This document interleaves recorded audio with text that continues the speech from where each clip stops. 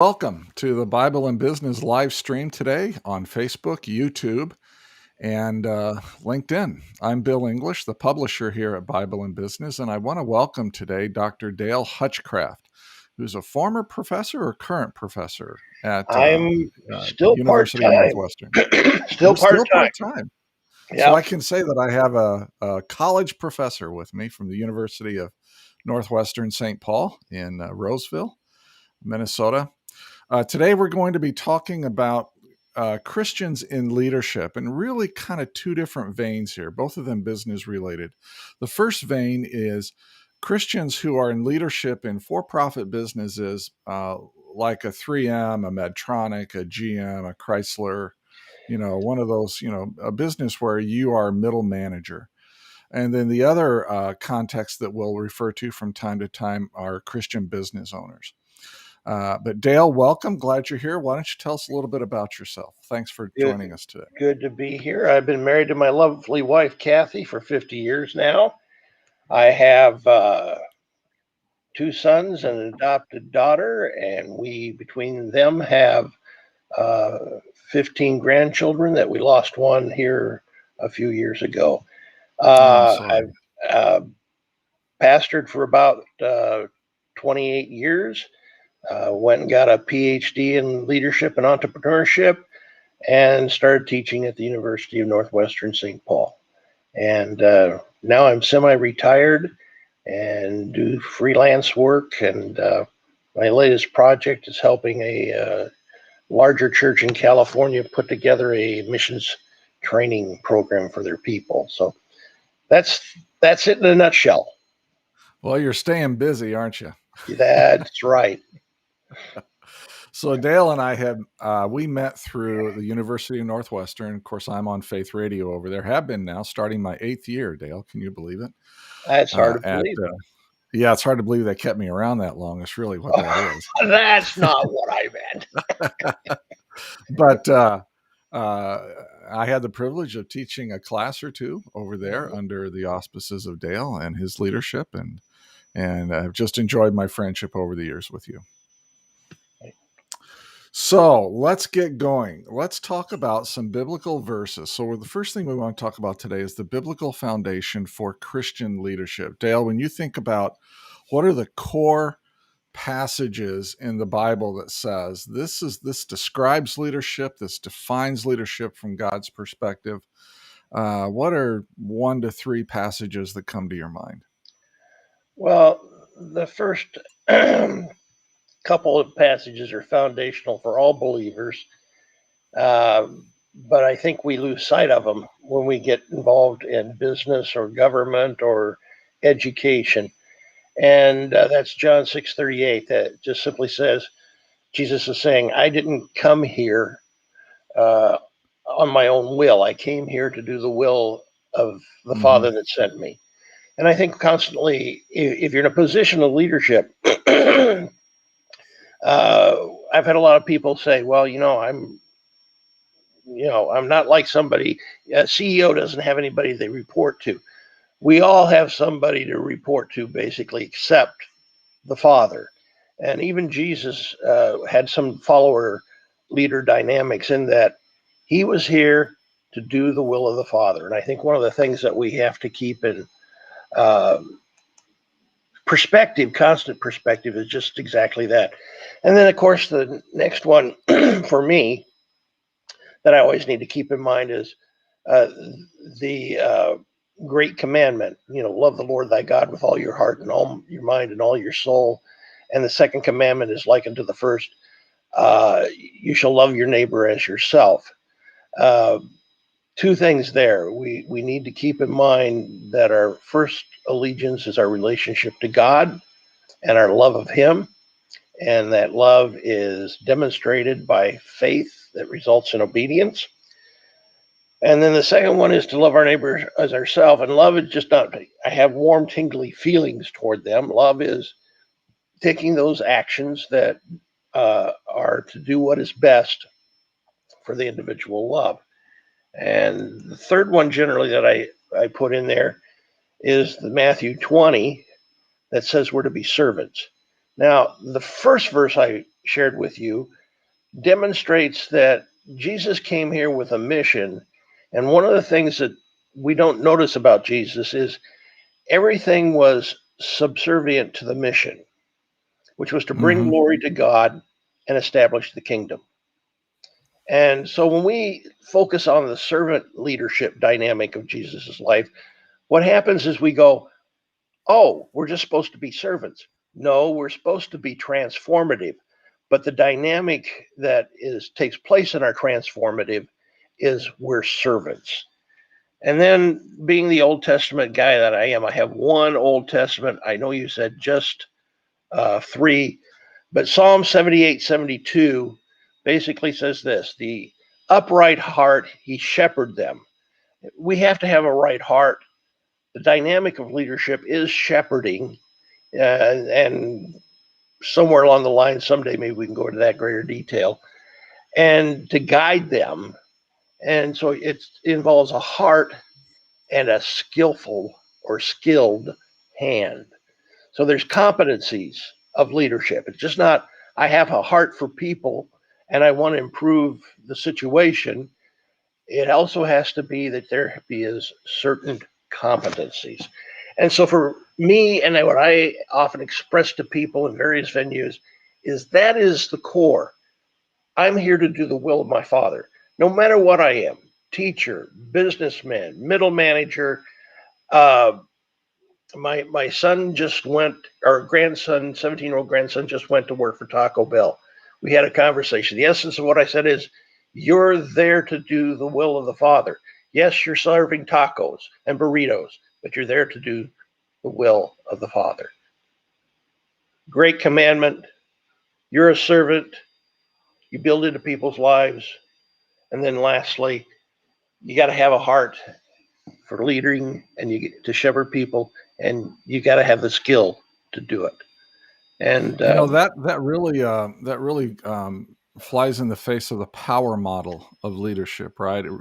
So what you're talking about is that leadership really comes more from who we are and who Christ has transformed us into being, as opposed to a leader who takes the power model and just says, "This is my decision. Go do what I've told you to do, and I'm the one to hold you accountable to get your work done," and that kind of thing. Is that accurate to the way you're thinking? very, very much so. Very much so. Uh, some of that goes clear back to my Navy days. I had a situation. I had a commanding officer that got very involved in making sure his NCOs understood some things about leadership. And I wasn't totally understanding. And one night we were on the bridge together. We had an anchor watch so that the anchor didn't move. And he just came up and was watching me do my thing. And so I got brave and I said, "Sir, you spend a lot of time with your NCOs, more than most commanding officers do. Why?" And the comment stayed with me for all this time. And it also really plugs into business, and it really plugs in just to Christian leadership and being a pastor, even. And he said, "Look, when I went to the academy, I could boil down their leadership to three things." And he says, in fact, a couple of my professors said, "Here's the 3 points of leadership for you as a Navy officer, a commanding officer. One, you have to make sure that you and your troops can accomplish your mission." And I kind of went, So competence, right? That's competence. competence. And I sat there and I went, oh, wow. In essence, the same thing's true for the Christian life. If you're leading other Christians and you're discipling, you need to make sure that they can accomplish their mission.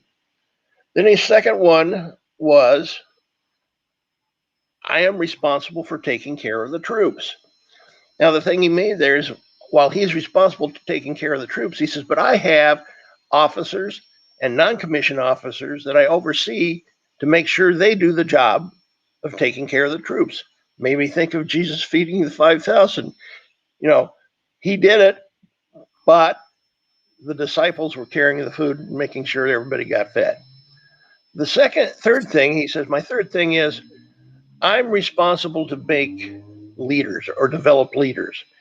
And I looked at him and I said, "Sir, I don't plan to spend the rest of my life in the United States Navy." He says, "You're probably right, Hutch. But my guess is you're going to be leading somewhere. And my job is to prepare you for wherever you're going to lead." So it sounds So, like it's competence, accountability, and development was what he was after. exactly. Okay. Exactly. When you were going through those things, I was thinking that to do those three things, right? To develop, to use that word in a different way, to Hmm. develop competence, to hold people accountable, and then to help them develop professionally, takes a lot more out of a leader in that servant model than the power model where I just get to tell you what to do and I hold you accountable to get your stuff done, and that's just the end of what I need to do. In other words, it seems to me like the power model is that is authoritarian based is doesn't really require much from the individual, him or herself. But the servant leadership model that you're talking about, that focuses on the competence and the accountability and the professional development, that takes a lot more inside of a person. It takes a lot more of their persona in order to do that. I wonder if you have encountered people or leaders who like the power model and they get scared when they think about the servant model because they know kind of internally that they don't have what it takes to do the servant model well, so they revert back or they fall back to the power model. I'm wondering if you've ever encountered that. Uh, yes, a lot of times. And in fact, I have to admit, I mean, I'm not only as a pastor, I also had a small business and had employees, and then was a dean of a school for a while. And I would have to admit that it's a battle of any leader to stay in a transformative servant leadership model and not slide back into the power model, because as you pointed out, it is just easier. It's almost like the T-shirt that sometimes you and I may have wore that says, "I'm dad. That's why." You know, don't I question never me. wore that, but I would like the coffee mug. Yeah. So Uh, so yeah, yeah, in many instances, and I think it really comes down. We read a lot about emotional intelligence today, and yeah, what makes it so much work is you have to be both self-aware and socially aware. You have to be yep, aware of you yourself and your own emotions and how things function within you, which takes work to know yourself. But it also means that you have to understand your environment that you're operating in. You have to understand the people you're working with. And that just takes work. And it's just flat out easier to go, just do it. yeah, Here's the yeah. plan of It the really day. does. Yeah, I've had managers who have reported to me, and they talk about how they, and sometimes in my one-on-ones with them, I'll ask them about their direct reports and how are they doing, and you get a glimpse into their how they manage. They sometimes have more of a power model because they don't know how to train people, they don't know how to encourage them, they don't know how to develop them. So that's an interesting that's an interesting dynamic. Look, let's move along. Let's talk about one of the questions that was in the marketing materials for this. How does a Christian in a mid-level management, how do they manage up when they have an ungodly, narcissistic boss and still maintain the love and the persona of Jesus Christ in their lives? In other words, you Oh. got a boss who's a jerk. How does a Christian handle that in business? Yeah. Um, well, that's always a great question, and I'm going to try and keep it short and sweet. Um, First of all, again, you want to do what's best for your organization and what's best for your boss, even though your boss may be a cranky curmudgeon or even in some ways diametrically opposed to the way you live your life. You and I uh, share some things in common from the standpoint of being very interested in Daniel and Joseph. And uh, you've talked about possibly exploring that in terms of middle management in this very question. Throughout the years, I've joked about writing a book entitled The Monkey in the Middle, although that's probably very, um, You might want to get a different title there, yeah, Dale. I might want to get a different title. But it came from the Yeah. fact that in working with people that were taking graduate degrees that were in middle management, that sometimes they felt like they were the monkey in the middle. And so I would say that there's just some common things. You got to keep the vision and mission of the organization in tow and work from that aspect. Uh, so you stay focused on what is the goal, not the individual's personality. And again, this is kind of like the proverbs. It's the general picture. Uh, the other thing is you have to um, take it as more than a job. You have to say, look, I have a commitment to serve this organization for now. This is, it goes back to one of the first items we talked about. This is where God has placed me for this place and this time. We see that in Joseph as well. Uh, if I were going to put it, uh, uh, I would probably put it down to maybe five different things. Uh,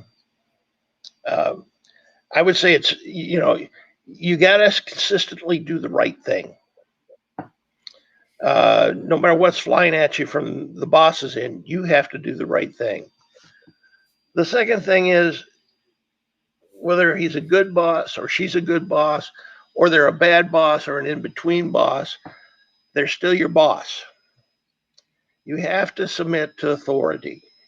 That's something we don't like to talk about. The word submit is one we don't like to use today in any context, but that's the boss. And Oh, so, yeah.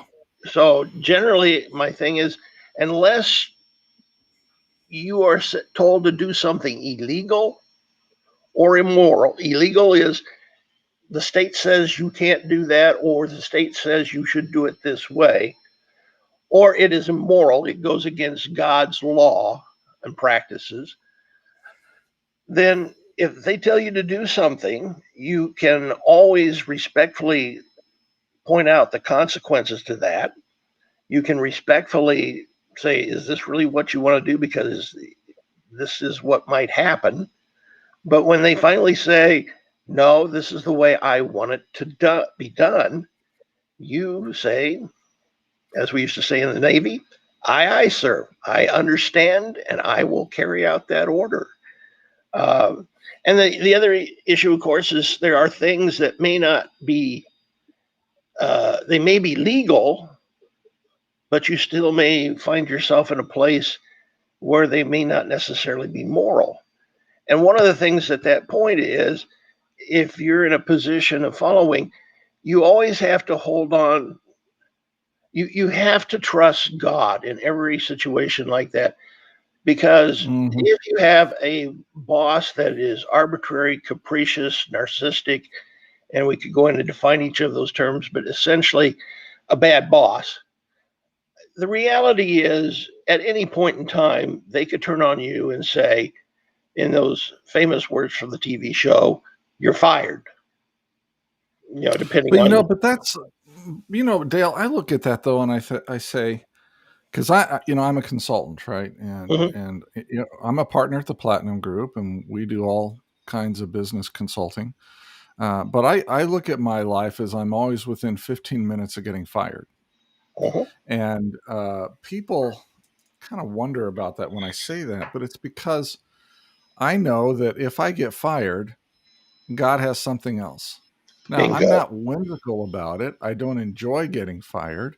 I don't enjoy a customer saying, we're just not going to use your services anymore, so forth and so on.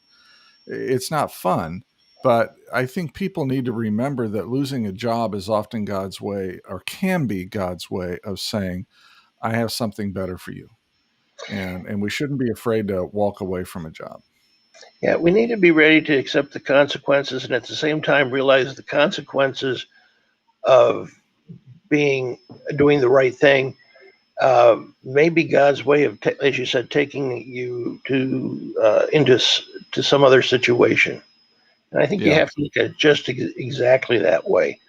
Uh, the other thing is you take the initiative, and I often say it's taking the initiative in a couple different ways. One is just taking the initiative and doing your job, not necessarily waiting to be told what to do, but gaining the idea of what needs to be done when, and Right.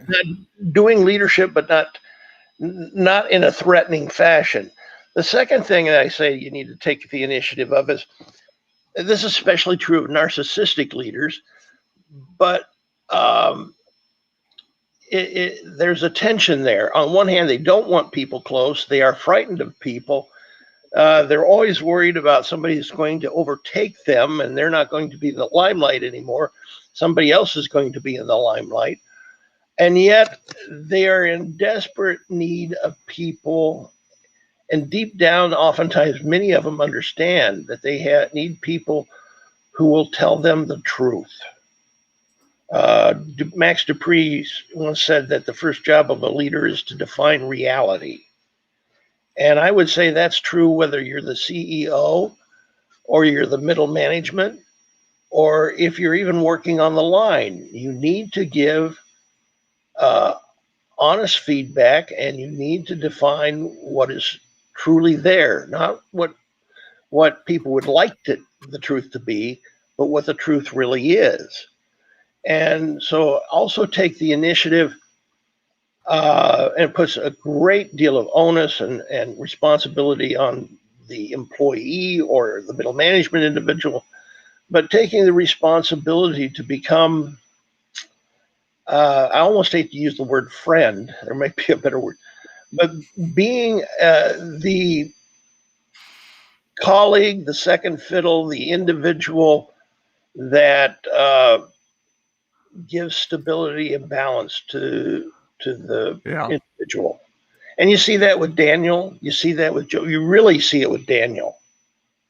Uh, So I'm gonna try this. I haven't done this yet with these. I'm gonna try and share a screen real quick here because okay. what you're talking about, this narcissistic guy, got me to thinking about this book that I've read. I don't know if you've ever read this book. I'm gonna share my other screen here just momentarily. Okay. But the book is called. Oh, it is not sharing. Okie dokie. Uh, There it is. There it The is. book is called Snakes in Suits When Psychopaths Go to Work. And Yes. it's written by a guy named Paul Babiak or Babiak. I'm not sure how to say his last name. And Robert Hare. And I'll stop sharing the screen now and just come back to us. Um, he was doing a study of a psychological study of people who were on the fast track to upper management in Fortune 500s, and he was across industry verticals and across different men and women and other demographics. But what he noticed is that in over 200 of them, when they did their psychological testing with him, that they scored well outside the normal range for the population for traits that were associated with sociopathy or psychopathology. And he started to study them, and he realized he had stumbled onto something. And so, snakes in suits. For those who are watching and listening, and who will be watching and listening in the future, if you have a difficult, overbearing, narcissistic boss, you may want to take a look at that book, Snakes in Suits. I don't know, Dale, have you ever read that book or taken a look at it? I have taken a look at it, and it's on my reading shelf right now, to go into Yeah, deeper. And I'm just intrigued because it seems that it follows many of the things that I have experienced and studied myself. And so that's why I say, Nebuchadnezzar was not a nice man by any stretch of the imagination. Daniel was able to serve him in such a way that he became a trusted individual. Probably the biggest point of trust came when Nebuchadnezzar went crazy, started eating grass, living like an animal, did anybody ever ask, who do you think ran the kingdom for those Yeah, 7 years? Daniel did. Daniel did. Yeah, And yeah, then when Nebuchadnezzar came back to his senses, Daniel just went, here it is, Nebuchadnezzar. Now, I have to be real honest. I think if Nebuchadnezzar went crazy and I could grab the reins of power and hold them for myself and pass them down onto my children, I've been really tempted to do that. Please don't think yeah. unkind of me. But Daniel didn't. And Right. it's that type of trust that I have worked for some people that I'm not going to say they were bad bosses, but had some flaws that made it difficult to work with them. So And let's recap here, Dale. For those who are working with ungodly, narcissistic, difficult bosses who might be jerks, let's recap. So what you're saying is, and I've just kind of jotted some notes here. Keep the mission and the vision of the organization at the forefront. And I have to say, um, I'm a CEO of a home care agency here in Minnesota. We got almost 700 employees. I listen to advice from my management team much more readily if they can connect the advice to the vision and the mission of our organization. If they come in and say, Bill, if this is our mission, then we really need to take a look at X, Y, or Z, right? right, The second thing is to keep God's call in mind and to keep it at the forefront. And that will also help us to do the right thing. That's number three. Number four, proper submission to authority, and really submission to proper authority might be the better way to say that. right. Let's not do anything illegal or immoral, and take the initiative to do your job and do a good job. Mhm. And I think that's in line with what the scriptures would say. I would So add one. let's, yeah, go I'd ahead. quickly add one more that do not take attacks personally. That's really hard to do, It's especially when really somebody hard to do. chews your backside. Yeah. That's just tough to do. But we see that in Joseph. Oh, with Potiphar? Yep. Yeah, I got you. Yeah, he's in prison going, "Why am I here? I didn't do anything." Mhm. All right. Exactly. There is a thing called moral courage. Let's shift gears to moral courage, Dale. There's a thing called Okay. moral courage. Since we just talked about doing the right thing with a And to do boss the that's right thing, difficult, what's you moral have courage? moral courage. If I was to define it, is simply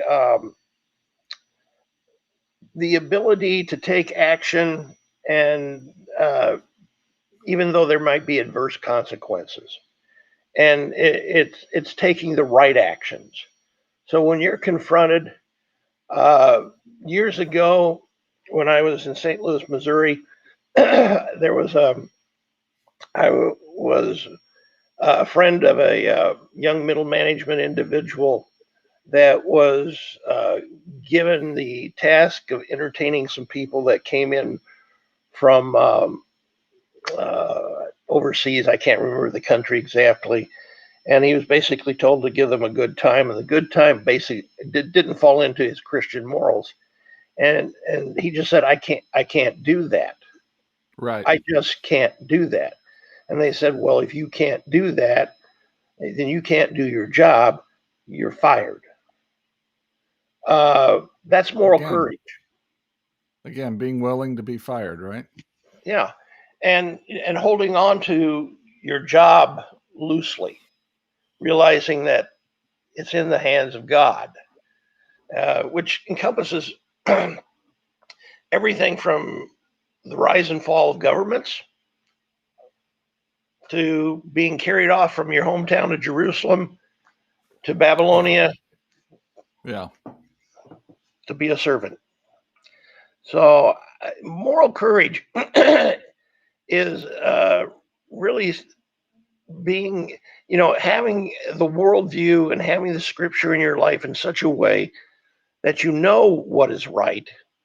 And moral courage is the doing what is Hmm. right, to oversimplify it. Sure. Uh, So what happens? I think I know what you're going to answer here. It would seem to me that if a Christian leader lacks moral courage, and I've been under pastors and I've been under leaders in business who were Christians who lacked moral courage, and in the church, what I found is that when the scriptures came to difficult conversations, let's say they're preaching through a book, and they come to a difficult conversation, the pastor just glosses it. They just kind of gloss over it and they don't really deal with the difficult conversation that that the scripture is giving us. In business, I see that as just capitulating to what's expedient rather than what is right. Would that be your take on those kinds of things? yeah, very often that's the case. Is what we do is it's just the easy thing to do. We take the It's easy not way rocking out. the boat. Now, don't get me wrong. I'm not advocating that you just go out to rock the boat. But you've got an terrible line comes to my head. You got to know what hills are worth dying on, Yeah, yeah. and definitely things that are issues of moral right, moral wrong, and legalities to take that stand. But yes, whether it's churches, businesses, education, I've seen it over and over again where leadership will. It's easier not to confront the situation and deal with it transparently, uprightly, make a decision and carry out the decision, then it's easier to put it off, to kick the can down the road, Mm-hmm. or ignore it. Mm-hmm. And the end result of that is what happens is the folks lose confidence in your leadership because you're really not putting the organization and the mission of the organization first. You expend valuable resources, milling about smartly, trying to deal with the, I hate to use the word cover up, but covering up or not dealing with it. You expend needless energy, and it takes you off track. So and the followers, and then your best followers kind of go, look, if we're not going to accomplish what we're setting out to accomplish, and we're not going to deal. It's kind of like you were saying when somebody comes in and says, our mission is to do this. This doesn't seem to be consistent with our mission. Why are we doing this? That should be dealt with immediately. Either it should Well, be but, somehow but there's brought in line with the mission, or you deal with it. Yeah, go ahead, Bill. but there's a loss of respect there too. Your top talent is going to want you to have moral courage, and if you don't have that, you'll eventually lose your top talent and be left with a Exactly. mediocre talent who is not going to challenge you, right? Just, Right. I know we're talking business, but there's a corollary in the church world. The church folks are more volunteers than paid staff, and so in the business world, one of the things you always have over someone is you are writing out their paycheck and signing it, and so they sit there and go, well, yeah, but but the but other top part of it, talent can go anywhere. exactly. And that's where the corollary comes in with the church is when that confidence is lost and the mission is no longer the key thing. It's your top talent. I'm a big proponent that churches should grow through making disciples, but one of the reasons we see a lot of church drifting is not just the consumer mentality, that's part of it, but Yeah. when you look at the top talent, it's not consumer mentality, it's the lack of leadership and the Hmm. inability of leadership to deal with issues in terms of doing what's right with moral courage. By the way, when you talk about, I don't know why I'm doing book recommendations today, but I am. When you talk about moral courage within churches and the consumer mentality, I'll share my screen here again. There's an excellent book that people can pick up. It's by I'll share this here real quick. It's called Oh, yes. the Divine Commodity by Sky Jathani. I'm reading through this right now. Fascinating book. And he outlines the consumer culture that exists in our churches that probably is not healthy. I'll just put it that way. It's probably not healthy. That's So, one of the issues of moral courage within the church today, is that very issue. Do yeah. I go for getting people in the seats and the numbers, or do I go for the mission that Jesus gave us, which is to make disciples? So, for those who are, I'm Bill English, the publisher of Bible and Business. I'm speaking with Dale Hutchcraft, who is a good friend of mine and specializes in Christian leadership consulting and is an entrepreneur as well. And he is a part time professor now, I think semi retired, I guess, at Semi-retired. the University of St. Paul. I'm sorry, the University of Northwestern St. Paul, where I actually am part of their faith radio ministry, and I've been on part of that ministry now for 8 years. And we're talking about Christian leadership, but mainly in the business context. I want to let you know that if you're watching today and you're attending this live stream, you're welcome to enter comments in the Facebook or YouTube or LinkedIn interfaces, and they will show up at this end, and we'll be sure to interact with you as time permits and as best we can. So, Dale, moral courage. We talked about moral courage. We've talked about foundations, some of the biblical verses, foundations for Christian leadership, that kind of thing. We've talked about how to handle a narcissistic, ungodly, jerkish type of boss if you're in middle management in corporate America today. Let's shift gears a little bit and let's just unpack a little bit how Christian business owners, as they are growing their businesses, can get stuff done through other people without being jerks and without using the power model of, I'm the CEO, you do what I say. That's the power model that never works with anybody. So, how do how do we do that? How do Christian business owners do that? You have the floor, my friend. Oh, Which is a dangerous thing for me to do, right? Give you the yeah. floor, right? Well, yeah. First of all, I think sometimes, no matter what you do, you're going to come across as a jerk. Because again, it goes back to moral courage. If you're operating on the basis of moral courage, staying in line with the vision and mission that you have for your organization, sometimes you may make hard decisions and that will make people uncomfortable, and they're going to look at you as a jerk. And so, but I think in that context, part of it is you've got to develop, and it's always been difficult for me because I'm kind of a nice, warm, lovable fuzzball, as somebody else once said. Uh, but you've got to have a hide of a rhinoceros, and you got to be able to do what is right. On the other hand, uh, there's some dynamics that come into that. And, the reason why we go to the power structure and we become jerks or we operate out of that mode is, first of all, it's the example we have. A lot of famous leaders. I mean, you look at Steve Jobs, you look at the founder of Microsoft, even Walt Disney uh, operated out of basically a power structure per se. So that's the model we get oftentimes when we're looking at success. By the way, they also did a lot of things right. But the other thing that just really is uh, a precipitator of that power model that you were talking about is we as human beings seem to be hardwired to pay more attention to negative events than positive ones. Mm-hmm. So consequently, we have a tendency to do that.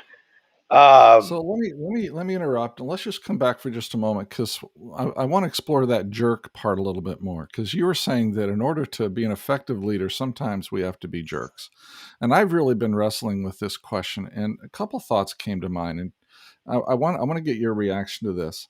Yeah, sometimes we have to make really difficult decisions, right? And we have to Right. make unpopular decisions. I'm fond of saying in my organization that only the most crappy, difficult decision should land on my desk as the CEO. That's why I Mhm. have a management team. They're there to make the other decisions that are less controversial, less crappy, if I can put it that way. Exactly. But I think part of that jerkishness, or when people perceive you that way, comes from two things. Number one, they don't have all the information that you have as a CEO. And so they misunderstand, or there are gaps in their understanding of why the decision was made. That could Mhm. be one reason.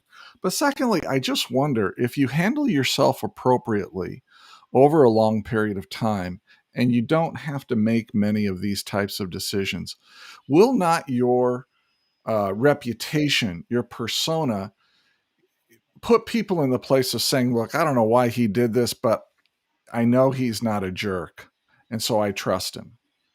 Exactly. And you get people to follow you that way. Is Can you speak to those, the misunderstanding piece and the reputation piece? Well, and that's why I use the word perceived is, uh, yeah, you have access to things that as a CEO that probably nobody else or very few other people have and are able to give input on. Your responsibility is not only to define reality, but have a handle on reality and have a big picture Right. of where it's going. And the buck does stop at your desk.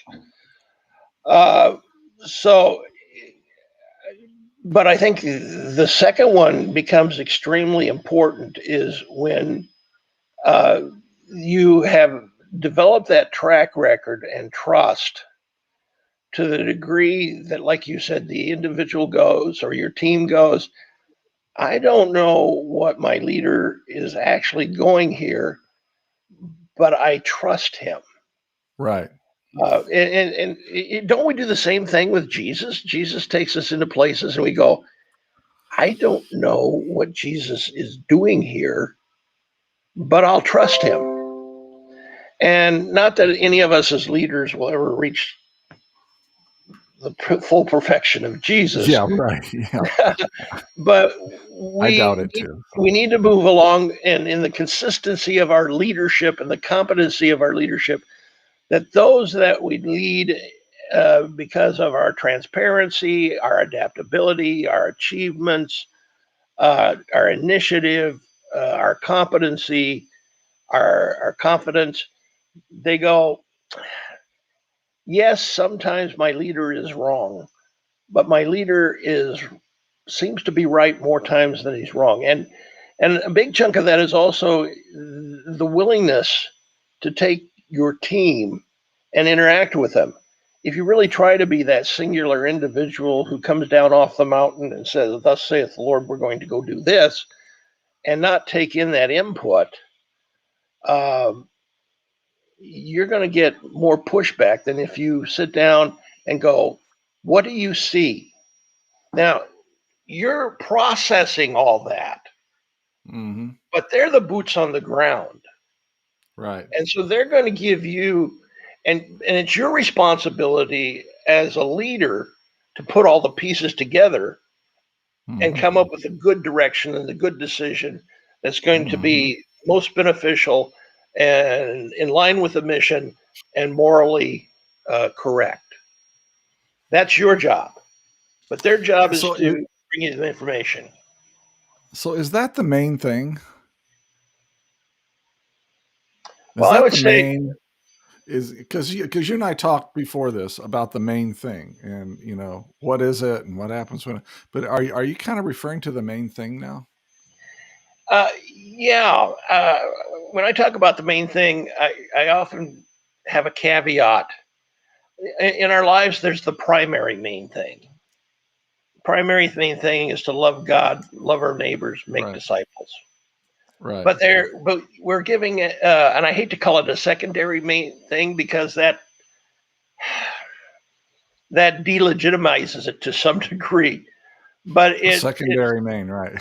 yeah, but it's secondary to that primary thing that for which we were created for, but in a sense, we were created within that. We were created to do a particular task or job, and in we're all leaders and we're all followers. There's a continuum.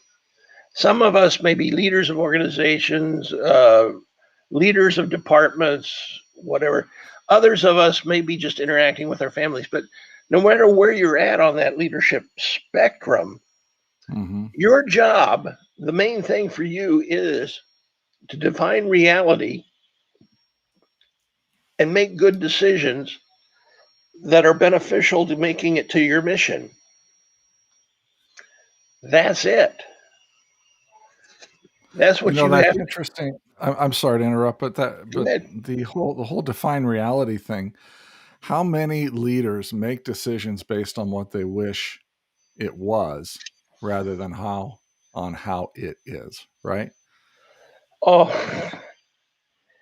I think a lot of us most of the time will make decisions based on what we think it is or what we'd like it to be, and not what Yeah. really is. And I'm not sure I would necessarily want to go into all sorts of examples, but throughout history, that's been the case where people have made decisions based on, I think of the launching of the Spanish Armada. Philip II made that decision was based on what he thought or what he wanted things to be. He didn't make decisions based on the reality of the dynamics of the geopolitical situation. And he It's lost big interesting. time. Yes, he paid dearly for it, didn't he? But that's really the balance that a leader takes on. They can see into the future. There are, or at least some leaders can see well into the future. They're visionaries. They can see into the future, and it's a reality for them, even though it's not a reality for anybody else. And yet they have to throttle their decision making to make good decisions based on the reality of the here and now, with a view to pushing the organization forward to what could be in the future. To me, that's a balancing act, and Mhm.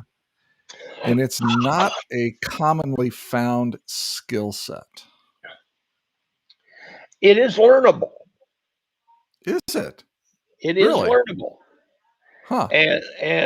But I don't think, and I think the reason why we don't have as many people learning it is twofold. One, when we are teaching, and by the way, when I mean teaching, I don't mean the classroom. By the way, I'm in the classroom, don't want to bite the hand that feeds me. But people really learn most by observation, by discussion, by interaction. If you take a look at what Jesus did all the time, he'd do something, and then he'd gather around and say, "Let me explain this to you in a debriefing. This is what's happened. Put this in your head, interaction, solidify it, move on to the next lesson, so to speak." Right. So when we by learning, I mean it is, you may not learn it to the degree of the greats, but you can learn it sufficiently that you can make it part of your toolbox and repertoire. Okay. And the way you learn it, and the way you teach it is not by sitting down and reading a book. Uh, Going back to I am just uh, still startled at times of how many leadership lessons I learned in the military, uh, primarily from a commanding officer named Fletcher Barnes III and a department head of mine in a second ship called Lieutenant Garavito. And it wasn't that they said, "Today I'm going to give you a class in leadership." Right. It was by watching their lives. They were consistent, they were competent, they were just, they knew when to show mercy. They were not only teachable, but they could teach. Sure. And so you look at that, and the other thing they did is they taught. I began to look at things. Uh, they both anticipated things. They planned for contingencies, even though those contingencies may not even have been on the radar screen. And I began in my responsibilities doing likewise, looking out and saying, well, if we're going to do this, then here are the possible options. Then I need to be prepared to do this, this, or this. Uh, One of my least favorite battle stations, and yet I did a good job at it because and the old man initially put me there, and I was kind of going, like we were talking, old man, he's 35 years old. Barnes says, we want you in after steering. And I'm going, I don't like closed in spaces. You're in the middle of the ship. It's noisy, but it's very important because you steer it. If the ship loses hydraulic power, you steer the ship there by hand from there. The thing I'm going with that is I found myself after the second time down there in a drill going, okay, what do we need to do if something really does happen, rather than just sitting there going, I'm in my after steering station and I have been trained to do this. Okay, what are all the contingencies? Where did I learn that?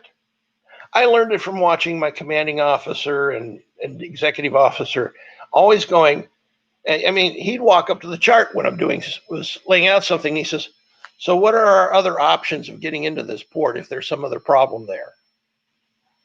So he was drilling in an anticipatory way in case something went wrong. Okay, Right. that makes sense. And as leaders, that's what we do. We really should be anticipating.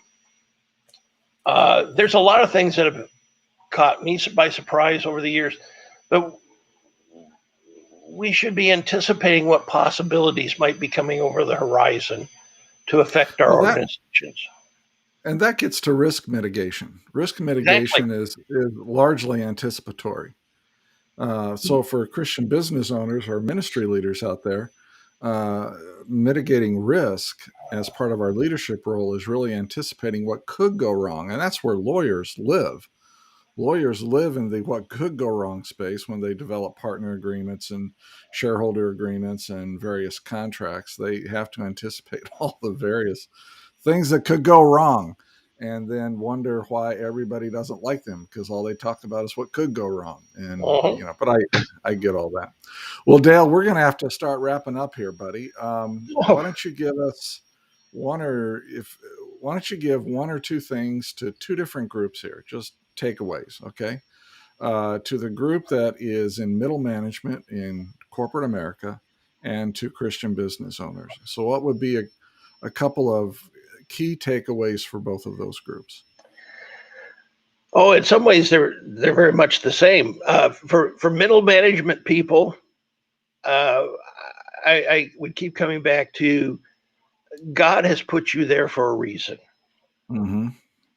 He has so created you, and He's entered your life, and you're there for a reason to be a light, to reflect the gospel, and maybe even going back to Daniel and Nebuchadnezzar. There's nothing that says that necessarily that Nebuchadnezzar put his faith totally in God in the way it should have been.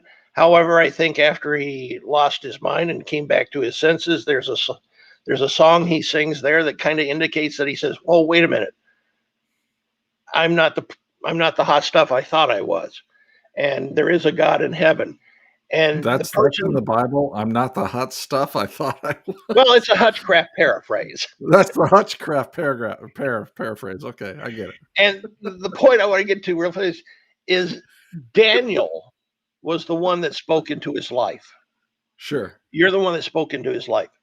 Secondly, in middle management, observe, learn, be a lifelong learner of Christ and lifelong learner of your profession, because some people, yes, stay in middle management all of their life, but God is probably preparing you for something else.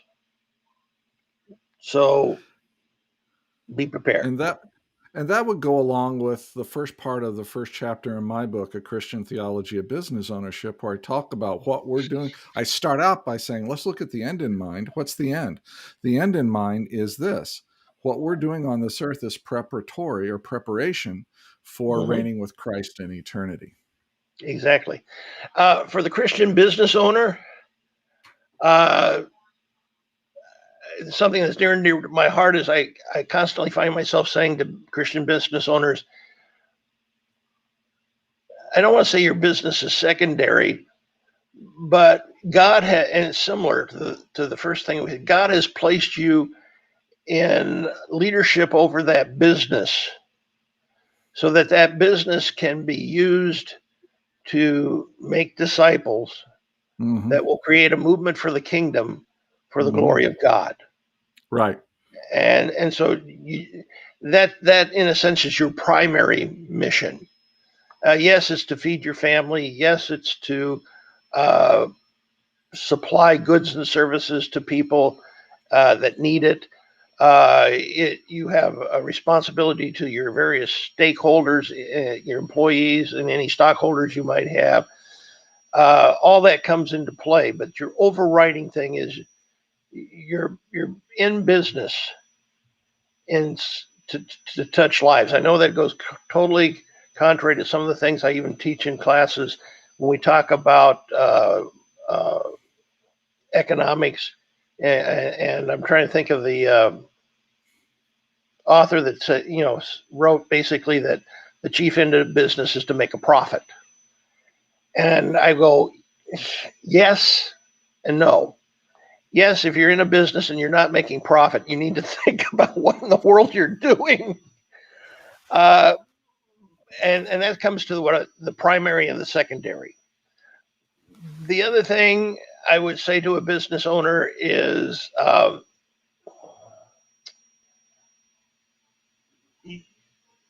you are as important to God as any pastor or missionary. Yeah. Yeah. And that's Uh, that's the whole business is calling thing, right? right. Where I feel called to business, even though I have pastoral Yeah. background and all that, and you too. So the other thing that I would just suggest is that if people want to learn more about the purposes, because you really touched on the purposes of business there, you got to make a profit. Yeah, but what's business really all about? What is the chief end of business? And in my book, I talk about those four purposes: Uh-huh. people, products, philanthropy, and profits. And so they can check that out in my book as well. Well, Dale, I want to thank you for coming on the Bible and Business live stream today. I appreciate you being here. You're a My good pleasure. friend. I love you, brother. And we may have you back to talk a little bit more about Christian leadership. If you are interested in learning more, you're welcome to contact me at bill@bibleandbusiness.com, or just visit the Bible and Business website at bibleandbusiness.com. There you'll find ways to get a hold of me, and certainly ask any questions. But Dale, thanks for your time today, and appreciate you being here. Thank you so much. You guys have a great day today. All right. And thank you all for watching. And we'll do another live stream here in another few weeks. Take care.